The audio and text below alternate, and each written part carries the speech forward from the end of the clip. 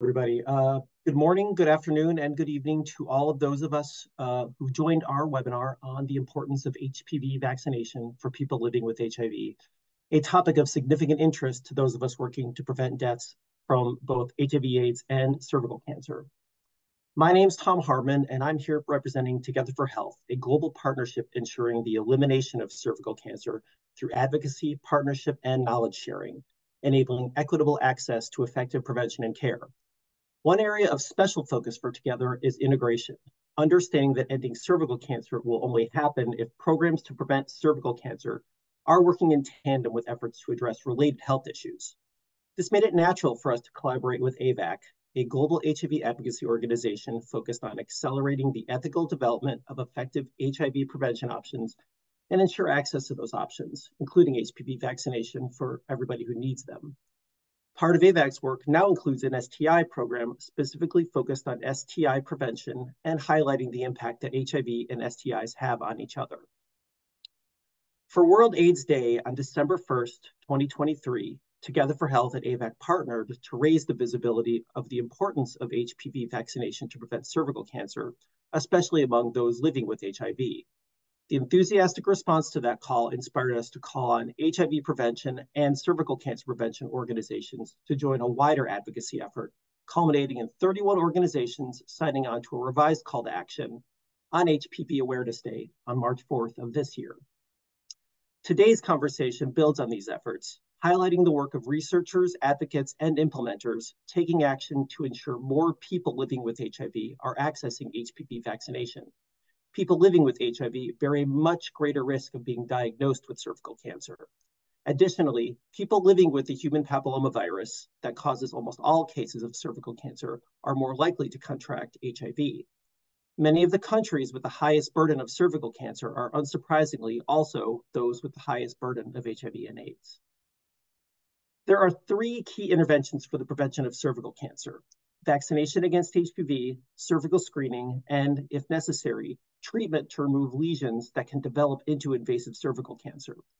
Many in the world face significant barriers to accessing each of these life-saving interventions, but given the enhanced risk borne by people living with HIV, the need to expand HPV vaccination in this key population in a way that is considerate of their own needs and specific health challenges is especially magnified. There are little disaggregated data on HPV vaccine coverage for people living with HIV. There are few specific plans or strategies around increasing HPV vaccination for people living with HIV. And as evidence grows around the effectiveness of single-dose HPV vaccination in general populations, there's a need to ensure that HPV vaccine dosing regimens are still appropriate for people living with HIV. I especially want to thank AVAC for their fantastic partnership and for hosting this great conversation. I began my remarks by discussing the need to implement programs to work together to address the related health issues of HIV/AIDS and cervical cancer. I don't think it's far-fetched to say that integrating our advocacy around HIV/AIDS and cervical cancer prevention can also have an impact that's greater than the sum of its parts. I want to thank Betty, Mandisa, and Chris for providing our attendees with this opportunity to engage and to learn. Before I get into the presentations, I did want to say that this webinar is being recorded and will be made available online within a few days. Speaker bios will be found in the chat. With that, I'd like to invite Dr. Betty Njoroge of the Kenya Medical Research Institute to begin her presentation. Dr. Njoroge, thank you for kicking us off today. Okay, thank you. Let me share my screen.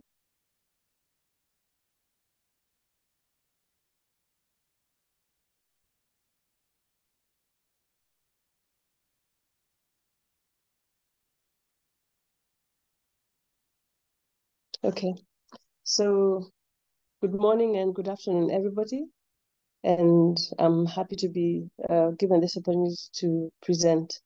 As mentioned earlier, I'm Betty Njoroge and I work for the Kenya Medical Research Institute in Kenya. And the topic of our webinar today is HPV vaccination among people living with HIV. So I just want to start by giving a background. As we all know, just a brief background. So the human papillomavirus, the HPV, is a highly contagious virus and it's primarily sexually transmitted. We have more than 200 types of HPV types that exist. and they tend to be categorized as low risk or high risk. So the low risk types do not cause cancer and are generally treatable. And then we have the high risk types that cause 6 types of cancers. And it has been noted that persons living with HIV have seen to be at an increased risk of HPV vaccination infection. They also tend to have HPV-related cancers when you compare it with people who are HIV negative. It's also been noted that women who live with HIV tend to have higher HPV prevalence and also higher cervical cancer incidence. And this is partly due to the HIV's modifying effect on HPV pathogenesis. When we look at men and HPV infection, would like to note that globally, the prevalence of HPV infection in men is higher than women, but less persistent. So women tend to have persistent infection, while men generally are able to clear it naturally on their own. MSM, who are living with HIV, have the highest incidence of annual high-risk HPV, followed by MSM without HIV. And we've also seen that oropharyngeal and anal cancers are more common among men than in women. So when we just look at the cancers that HPV can cause, we have cervical cancer, we have anal cancer, oropharyngeal cancer, penile cancer, vaginal and vulvar cancer. And we also have type 6 and 11 that causes anogenital warts.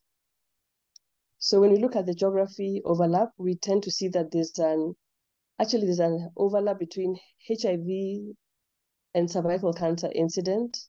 So we've noted that women living with HIV, they tend to have, as mentioned earlier, they have higher prevalence of high-risk HPV, higher rates of HPV persistence, unlike men who tend to clear the infection faster.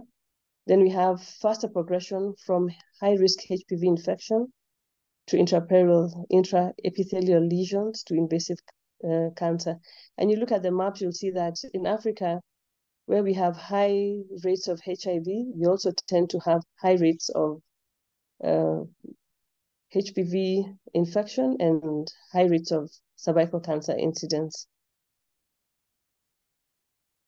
So now when we move to the vaccines, we see that it's been noted that HPV vaccines are highly effective and safe, and they can actually protect persons both from getting the HPV infections.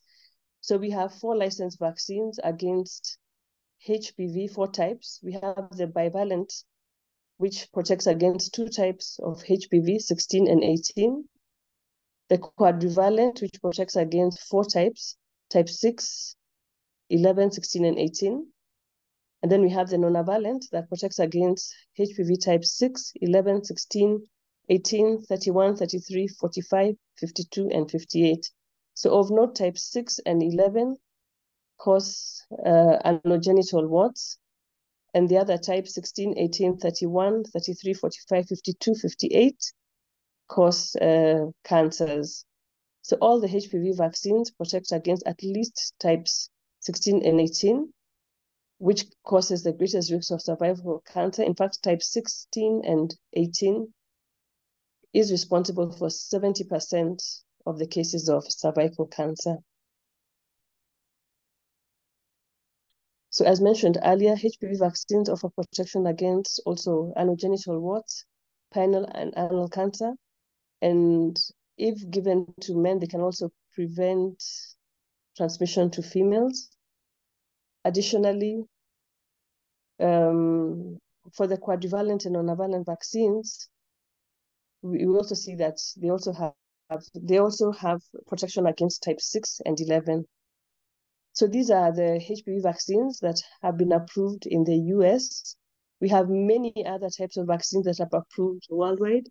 We have India that's producing some vaccines. Belgium and also China has also produced some vaccines, but these are the ones that have been approved by the FDA in the US. We started off with Gardasil 4, which is a quadrivalent vaccine, and that one protects against types 6, 11, 16, and 18. Then we have Cervarix that does against 16 and 18. And then nonavalent vaccine, which was approved in 2014. And it's currently the only one that is currently being used in the US. So the vaccines have been marketed and have been used for over 14 years. And in research, we've been doing quite a number of research studies for over 20 years. So in 2018, the FDA expanded the approved use of the nanovalent vaccine to include women and men aged 27 through 45 years. So when we look at studies that have that have had HPV vaccinations among people living with HIV, we've seen that the safety profile for both populations is the same. The vaccination has had no impact on the CD4 T cell count. HIV viral load has not gone down, and also it has not affected the HIV clinical stage. We've observed a robust immune response in people living with HIV, and it's been seen that individuals with HIV who are not immunosuppressed tend to have a lower immunogenic response to HPV vaccine. And due to that, due to this, because WHO has recommended that we can now have a single dose vaccine to be given to the population for people living with HIV, it's still recommended that they have 3 doses, because it's been seen that they have lower HPV antibody titers, and it's similar to the general population, but the titers peak at 1 month and plateaus between 24 and 48 months post-vaccination. So instead of giving them 1 dose, it would be recommended to at least give 3 doses. So we do have limited data on HPV vaccine efficacy among adult people living with HIV. As I've mentioned earlier, the rate of persistent infections for HPV in people living with HIV is lower in vaccinated than unvaccinated historical controls. And there's also evidence of vaccine efficacy was found among MSM and people living with HIV aged 16 to 26 years who had no previous exposure to HPV. So this data actually highlights the importance of vaccinating people living with HIV as early as possible to minimize the likelihood of prior HPV exposure, ideally before an initiation of sexual activity. So most governments try and recommend to start vaccination for people at 10 years, because that's when we say most people at 10 years, they have not had sexual debut. So it would be very important that we encourage governments to start vaccination in persons as early as 10 years. And in Africa, we find that most people are not able to afford the vaccine, most governments. So they tend just to target girls who are 10 years and maybe 10 to 14, like in Kenya. So when you look at the HIV immune status and the HPV vaccine response, we've seen that the effect of the HIV on the immune response depends on the CD4 counts, the baseline CD4 count, the current CD4 count, and also the HIV viral load. And we've seen that if somebody has early initiation of ART and consistent use, there's improved preservation of the immune function. And currently, the data we don't have in the research setting is what is the efficacy of lower HPV vaccine dose schedule. As I've said earlier, 1 dose. So much as WHO has recommended HPV vaccination for people living with HIV aged 18 to 26 years, vaccination rates among them remain low. And I think it's even generally in the population. Even in Kenya, we tend to see that vaccination rates for HPV vaccine are low. So these are the guidelines in the care and treatment program. This is what we would recommend. So WHO has recommended at least 2 doses, although the ideal thing would be 3 doses. The European AIDS and Clinical Society are also recommending 3 doses. And ASIP is also, which is the vaccine network in the US, they're also recommending 3 doses. And as you can see, most of them recommend to start at 9 years. And this is what we would like to see happening in our care and treatment programs. So despite recommended HPV vaccination for people living with HIV, aged 18 to 26 years, we've seen that vaccination rates remain low, and this is also reflects in the general population. As I mentioned earlier, some countries vaccinate only 10-year-old girls due to limited vaccine supplies and funding. It's quite expensive to provide 3 doses. We would like to see integration of HPV vaccination in HIV care and treatment programs. And disease which is primarily caused by persistent infection with the HPV is potentially preventable with complete regime of the HPV vaccine series. It's also noted that older persons tend to have a lower immune response. So it would be good to ensure that even if we miss them at 26 years, as soon as possible, if somebody can get vaccinated, we would like them to have this vaccine. Thank you. So I'd like to acknowledge KEMRI for providing me with a research setting, the program organizers, and then I had Prof. Nelly Mugo and Dr. Linda Olwach who helped me in preparation of the slides. Thank you. Thank you so much for such a great presentation and great background information to set our webinar this morning. And now we will move to Mandisa Dukashe for her speak on HPV vaccination and advocacy. Thank you so much, Alison. Good morning, good afternoon, colleagues. As I've been introduced, I'm Mandisa Dukashe from South Africa, working for the South African HIV Council, but an advocacy under HIV Survivors and Partners Network. Next slide, please, Alison. Basically, my presentation is talking about HIV and women with HPV, and women with HIV community perspectives, especially advocacy, what advocates are saying about access to HPV and women with HIV. So I'll be covering the introduction or the background, general HPV and women with HIV, what are the aspects? When you look at policies, are they translating to programs? And what are the key points, especially one professor in South Africa that highlighted during the HPV Awareness Day in South Africa, and feeding onto that or adding to the key points from a professor from University of Cape Town, what are the call to action from the advocates in South Africa? Next slide, please, Alison. Cervical cancer, I think two speakers already mentioned that cervical cancer diagnosed in women with HIV is an AIDS-defining illness, but you also know that it's largely preventable as when there's access to vaccine, especially when it's provided to girls, and it is generally curable if diagnosed and treated early. So it is the most common cancer among women with HIV globally, not only in the continent. Women with any HPV infection, they have two plus higher risk of acquiring HIV than women without HIV infection, HPV infection, and they have high risk of persistent HPV infection. I think I'm the evidence of that. I've lived with lesions and precancerous lesions for years, and even currently they're not resolved. I'm living with HIV, so that could be the reason why it is very difficult for the gynecologist to eliminate the precancerous cells. So UNAIDS reported that an estimated 5% of all these cases are attributed to HIV. So in 9 countries in the region, more than 40% of women diagnosed with cervical cancer are women living with HIV. So every year, more than 260,000 women, almost 90% are from low and medium countries, they die of these cancers, needlessly from cervical cancer because of inadequate health services. So these are the issues that affect access to treatment and prevention.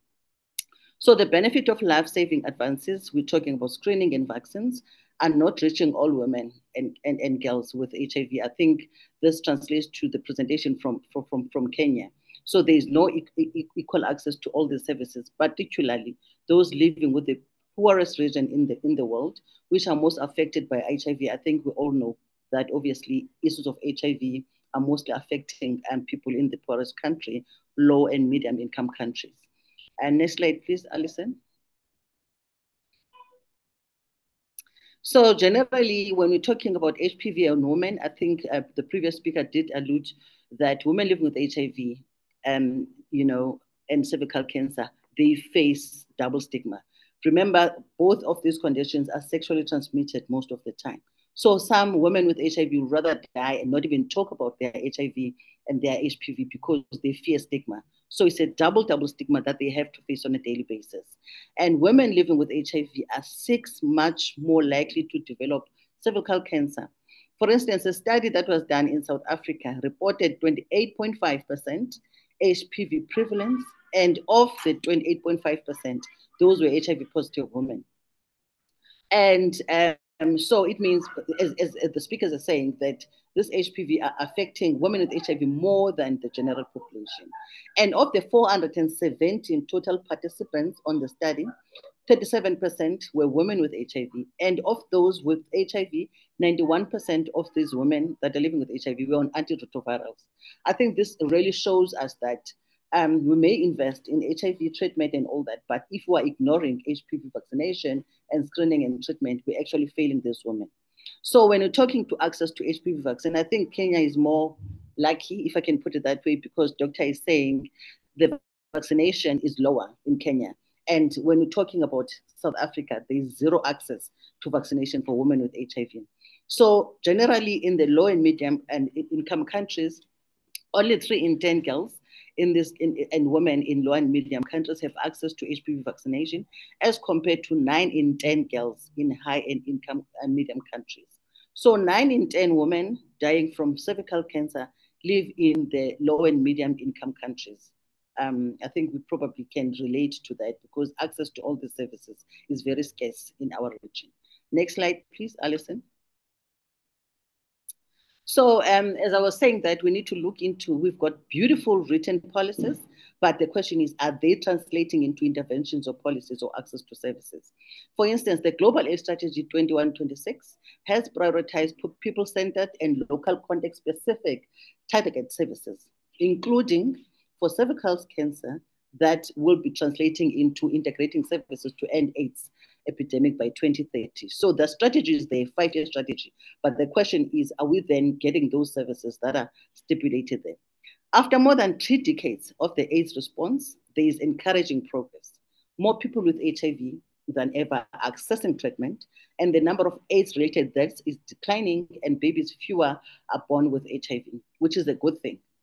Billions are invested to actually achieve the second bullet that I just spoke about, but we're allowing cancer to kill the same women that were saving from dying of HIV, but we're allowing them to die from cancer just under our nose.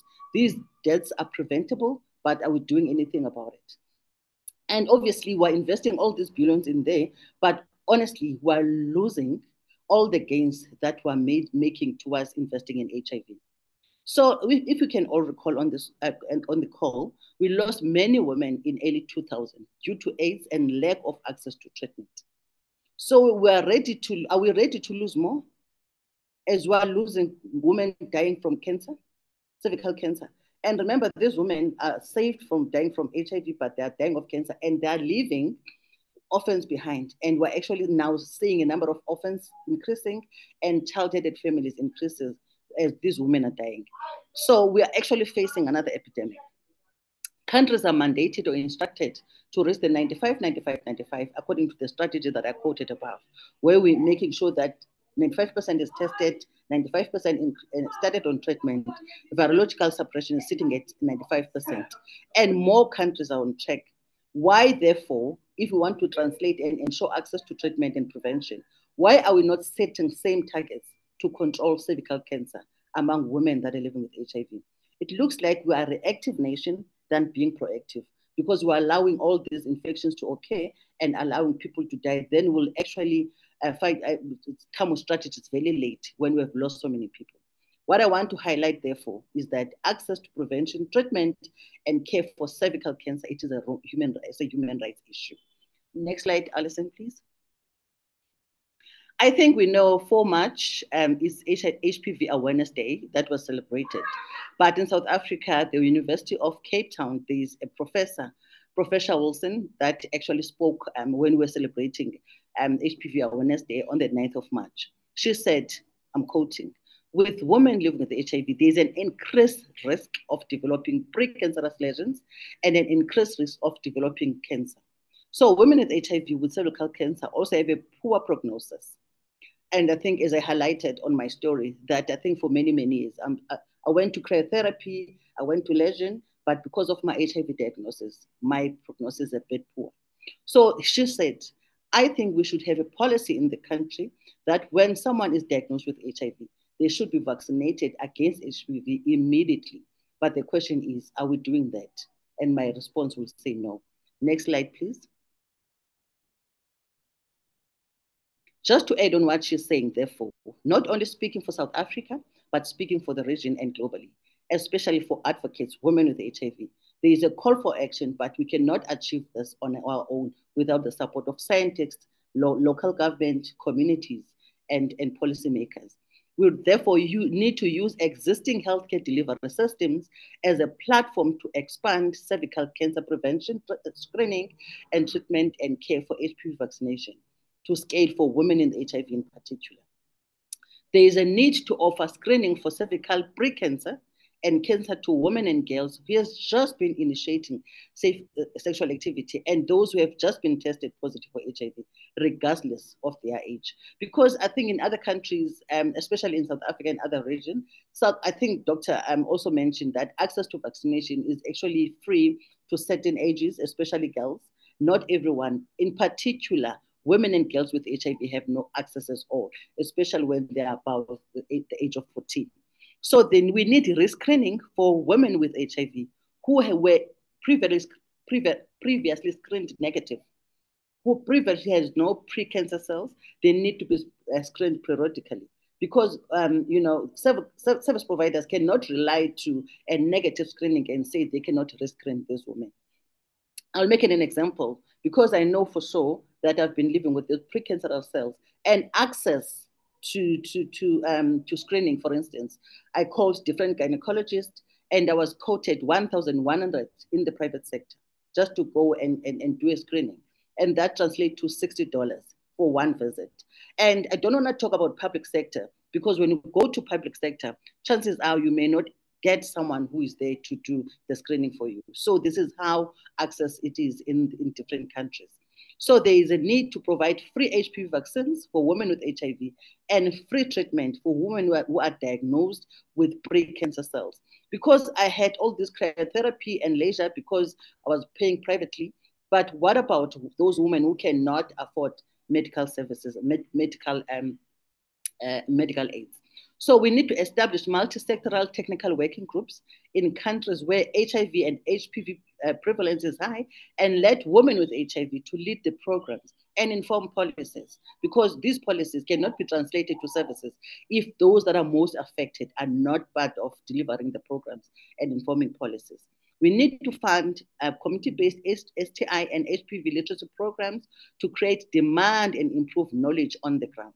Provide resources for community-based integrated point of care.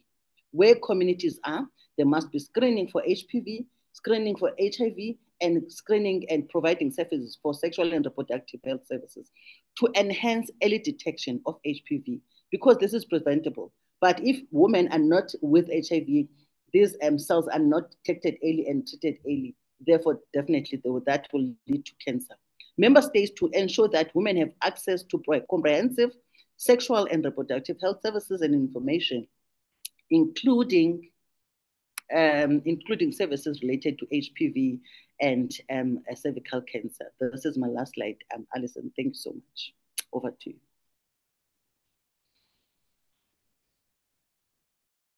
Thank you so much for a great presentation, Mandisa. And with this, we will move to our last presentation of the day, Dr. Christopher Morgan. And once Dr. Morgan is finished presenting, we will have a Q&A section. So please continue to put those questions in the Q&A box or chat. Over to you, Dr. Morgan. Hi there. Can you just confirm that you can hear me okay? We can hear you and we see your slides. Excellent.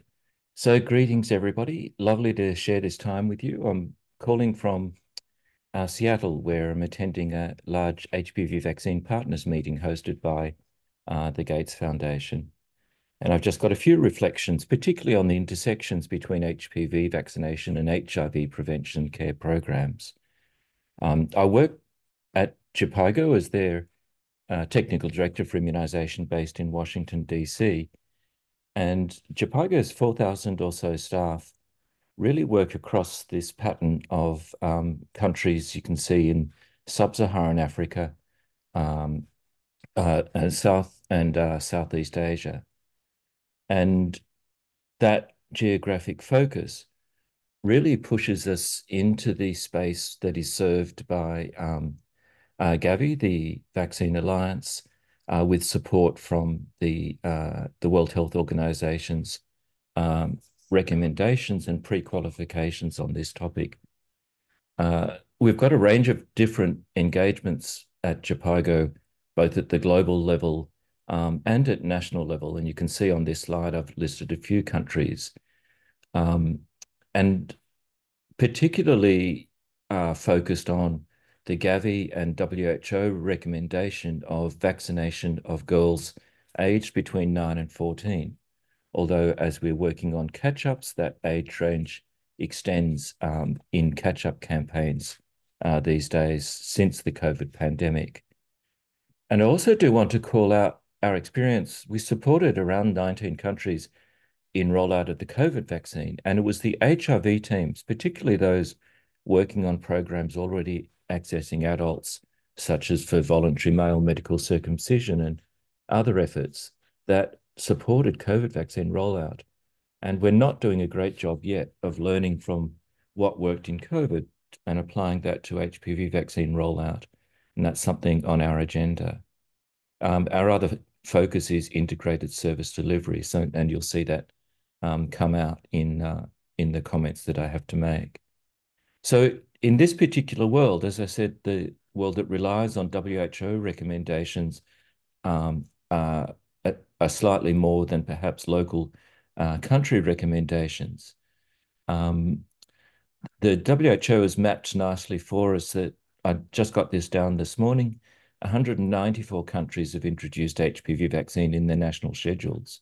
You can see the dark green on the map, and the gaps particularly in South and East Asia and sub-Saharan Africa, where girls and women do not have access to HPV vaccine at all because it's not in their national schedule.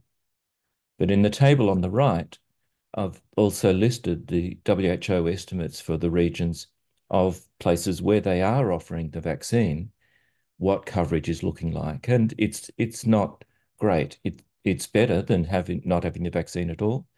But for the African and American and the Eastern Mediterranean, which includes the Middle East, for those regions, we're looking at 40s to 50% coverage, even in places where there is a national HPV vaccine program. So I'm going to come to the WHO position paper that updated HPV vaccine recommendations and was finally released in December of 2022. And this recognizes, as Betty and Mandisa have said so powerfully, the higher prevalence of high-risk HPV infections, and that the starting point is that good HIV treatment control is critical because that improves and reduces vulnerability. But it also notes that the vaccines that are pre-qualified, that is recommended and approved by WHO, and also supplied by Gavi, there's just 3 of them, 2 bivalent, Cervarix and Sequelin, and 1 quadrivalent Gardasil 4. They do give sufficient immunoprotective response, although as Betty and Mandisa mentioned, the response is not as good as in immunocompetent individuals. So that means that while WHO now allows the option of a single dose schedule for general populations, which is a huge help in some of the low resource settings where we are focused, Those living with HIV are recommended to receive at least 2 doses, where possible 3 doses. But in these LMICs, this has really proven challenging to institute, as Mandisa and Betty noted. And the other gap in our knowledge, and we're talking about this at the partners convening this week here in Seattle, is that we really do not have good data across low resource settings on how coverage is going in the population affected by HIV. And that is a major gap. Just going back for a moment to the vaccines available through Gavi, the bivalent and quadrivalent, I wanted to make the point that in the high-income countries that now have proven dramatic reductions of cervical cancer when you have vaccination programs, it takes about 20 years to prove that fact. That proof was developed through the bivalent and quadrivalent vaccines that were in use 20 years ago in those countries. So these are highly effective vaccines that need to be really scaled up. And this is the last slide that I had that I wanted to spend a little bit of time on. So I mentioned our focus is around integrated approaches to planning, integrated approaches to service delivery. And so I thought I'd characterize the reflections by what can HIV programs do and what can HPV vaccination programs do. So if we're thinking about HIV programs and the need that Betty and Mandisa laid out, and it's a little bit scary because a lot of it is not yet happening. But just like for the older populations where good management of HIV includes ensuring vaccines like against hepatitis B are up to date, for the adolescent population, the 9 to 14 to 18 to early 20s, good HIV care really needs to include human papillomavirus HPV vaccination as a quality of care indicator that's part of HIV, noting the extra doses, so at least 2 doses, where possible 3 doses for those living with HIV. The other second point that I think is critically important and we're not really doing enough of yet is to draw lessons from those HIV programs reaching adolescents. So there have been PEPFAR-supported programs like DREAMS, which have established really nice and locally acceptable ways to create peer support and access to broader preventive care for exactly the adolescent age group that we're concerned about to receive a HPV vaccination before they become sexually active. And we need to learn from what HIV programs have shown us about how to reach this age group effectively with messaging and with services so that we can translate that to increased reach for the HPV programs to get beyond that 40 to 50% coverage that we currently have for those programs. There is a critical role for HIV to contribute the recording of those second and third doses where they're provided to vaccine registers managed by the immunization program so that we can start to get a handle on what HPV coverage actually is.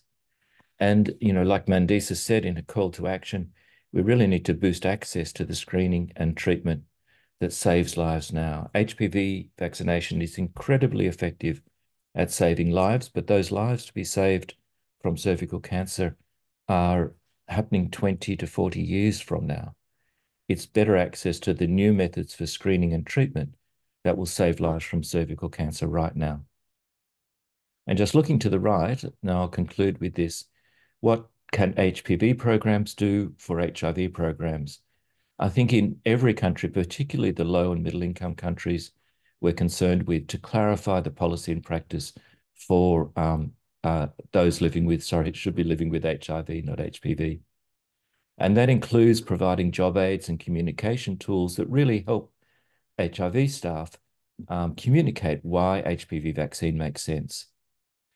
And additionally, communicate information on other key health issues and services available that are relevant, that could be provided at the same time as HPV vaccination, so that an HPV vaccinating team going out to a school, for example, may take the chance to also talk about sexual and reproductive health issues important to the girls and maybe the boys as well that they're seeing in that school, and including alerting them to both the prevention and services for HIV. And as I said with the others, we really need to improve HIV-specific coverage estimates, but to do that in a way that's consistent with privacy and confidentiality, which is so important. So I just want to close by echoing what Betty and Mandisa have said, is that for HIV programs, there's a real need to do better at ensuring up-to-date vaccination, especially against HPV, is a critical component of those programs. For our HPV vaccination programs, we need to do a better job of making sure we're really getting the reach to those living with HIV that we need to protect this key population. So thank you very much for your attention, and handing it back now to Tom. Thank you so much, Chris, for another great presentation. So we will now actually enter into our Q&A session. So if all of our speakers today could turn their cameras on, we will move through some of these questions. And for everyone on the line, I am Allison Footman. I lead the STI program here at AVAC and have been working closely with Tom, our partner at TogetHER Health, in planning this session today. But our first question is, what is the scientific logic of using the cutoff of 26 years in the HIV population? Betty, would you have an answer for that? Yes, so what happens is HPV acquisition, it generally occurs soon after first sexual activity. So vaccine effectiveness has seemed to be lower in the older age groups, and that's because of prior infections. So it's normally been seen that exposure to HPV decreases among the older age groups, and evidence has suggested that although HPV vaccinations are safe for adults older than 27 years, it's normally seen that the population benefit is minimal. So I think due to funding, it's just seen that it's best to concentrate on a person's age 9 to 26 years. Thank you, Betty. Yes. You can continue. Yeah, so, but what we've seen is because we have populations of people who are not adequately vaccinated, and they may be at risk for new HPV infections, and they would benefit from vaccination in this age group. So, and that's why some governments, they do have what they call catch-up vaccinations, as Chris has mentioned. Yes, thank you. And our second question, so are women with HIV susceptible to genital warts as well? Or is the bivalent vaccine enough? Or do they need the quadrivalent because there is a high difference in price? Definitely, there is a high difference in price between the bivalent, the quadrivalent, and the nonavalent. So they would need the quadrivalent or the nonavalent, because they also have high rates of anogenital warts. So it would be recommended if the quadrivalent vaccine would be available, since the quadrivalent vaccine protects against type 6 and 11, and the bivalent does not.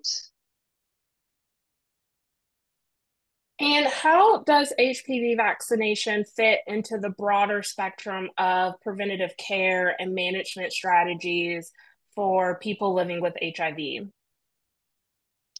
Given that people living with HIV have higher incidences of HPV infections and high incidences of some type of cancers, it would be important to integrate HPV vaccination for these populations.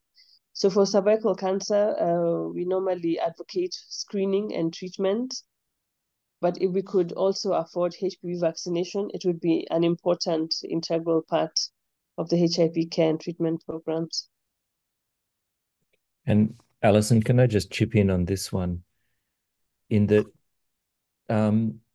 whether it's a population living with HIV or a general population, human papillomavirus and cervical cancer is a critically important sequence of disease for women.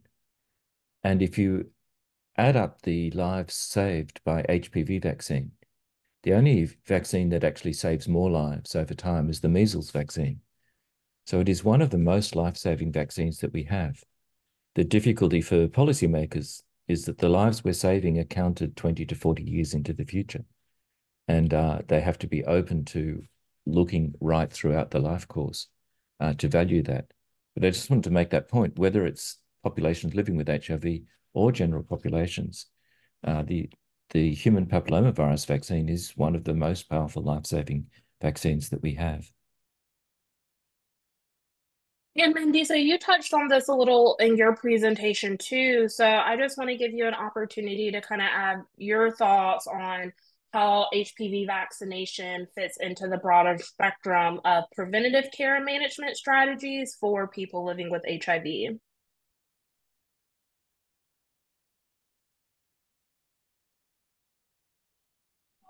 Sorry, Alison, can you please repeat? I think I'm not sure whether it's my network, sorry. No, you're fine. So again, how does HPV vaccination fit into the broader spectrum of preventative care and management strategies for people living with HIV?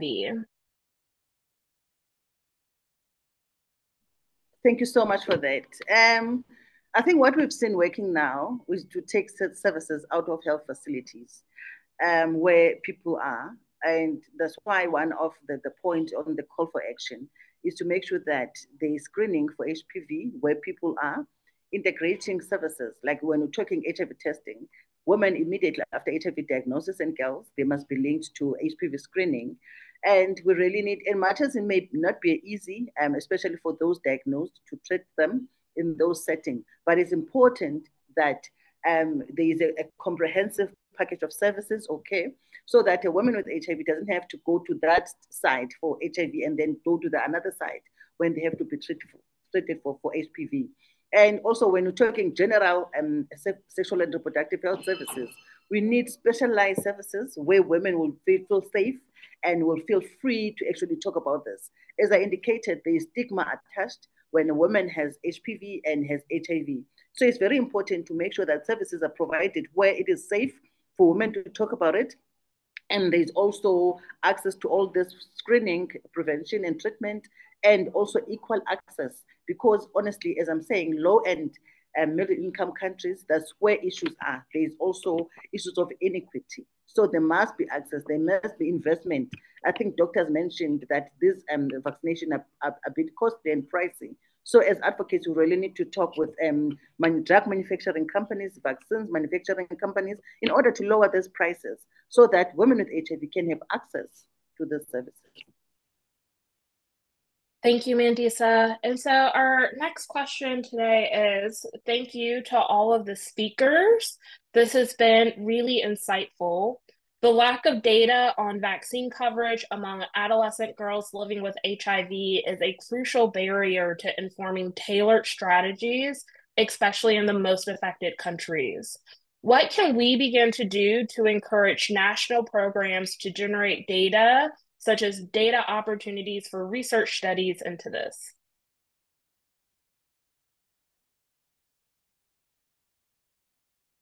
I can take that, Alison.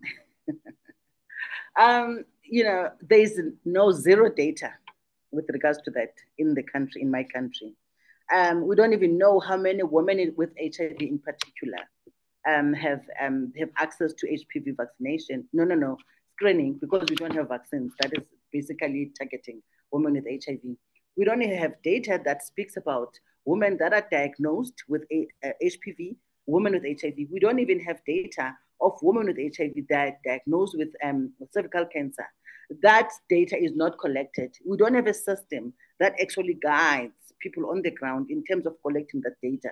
So this is part of what we really need. I thank you so much for that question, because as we're scaling up this call for action, it's one thing that because we cannot know what is the extent of the problem in the country and how to develop programs that will be targeted in terms of intervening into the gaps if we don't know the scale of or the intents of the program in the country, and only data will inform us. So thank you so much for that question. I think it's something that I really need to take up in order to influence and speed up the advocacy towards access to HPV for women with HIV.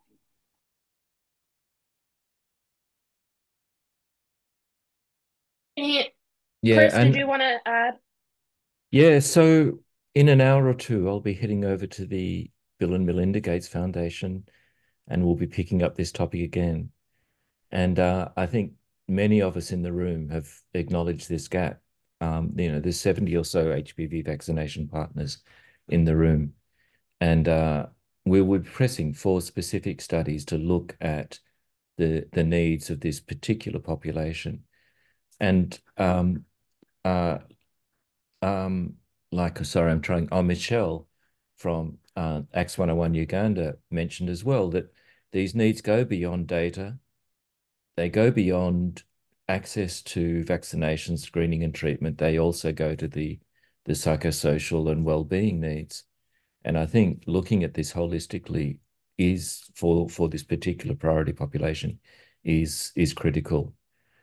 But we do need to start with a baseline of the data. And there are, in most countries, even low-income countries, systems that EPI, the immunization program, are managing for vaccine registers. And two things really need to happen. One is the immunization program needs to provide a private and confidential way for those vaccine registers to identify whether a girl or a woman is living with HIV. And then the second thing is the HIV programs, as part of their reporting and recording, need to also report and record their progress with providing the second and the third dose of HPV vaccine. That is really up to the HIV program to deliver, much more so than the immunization program. And maybe we also need to clarify those areas of responsibilities in many countries. That's still to be done. And then to this conversation, what is the effectiveness of the HPV vaccine in individuals with HIV, particularly those with compromised immune systems? So the responses are quite good. They're almost comparable to the general population. It's just that the immune responses tend to plateau after 24 months and 24 to 48 months. And with the general population, it has been seen that for a single dose, even at 5 years, we have quite a good immune response. But with the people living with HIV, we've seen it tends to plateau at 24 to 48 months. So it's recommended that they get a 3-dose schedule.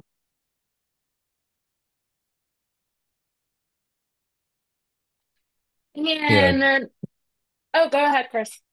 Just want to echo that, the responses are certainly sufficient to protect against the high-risk HPV types that cause cancer. And Betty, I think there is research underway in South Africa that's looking at exactly what those responses in girls and women living with HIV are, but maybe in other places as well. Yes, we are also hoping to start a study in Kenya in this maybe June, July. We have funding through the Serum Institute. Yes. And considering the cost and access restraints to HPV vaccination, is a non-medical campaign to increase awareness of the link to cancer and HIV communities an effective strategy, or is it only beneficial with a medical intervention link?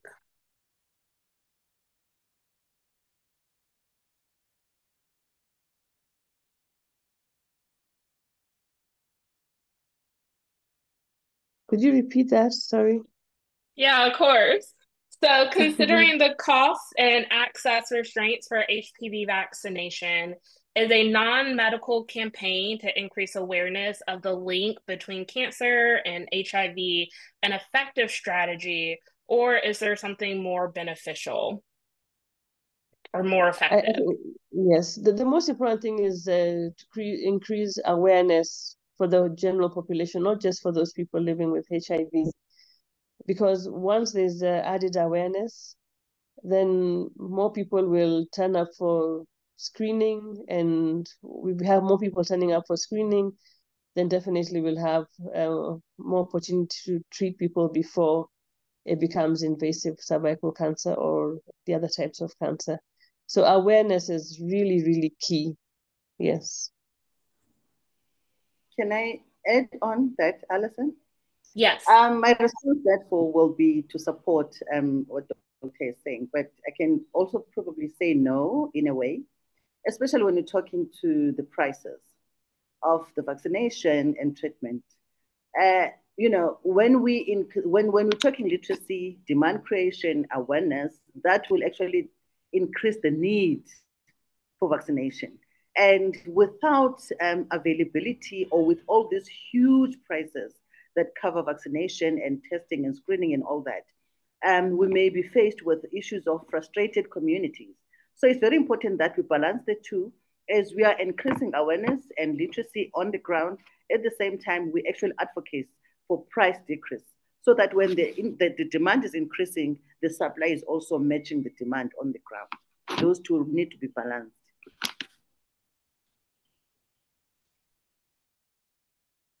And Chris, did you want to add to this?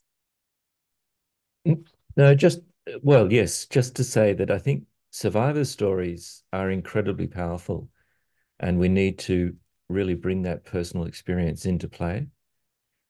I think professional associations are also really important, so that healthcare workers, the nurses and midwives, particularly in the frontline clinics, have the assurance that their own professional bodies back the recommendations for extra doses of HPV vaccine in those living with HIV, so that voice is also important.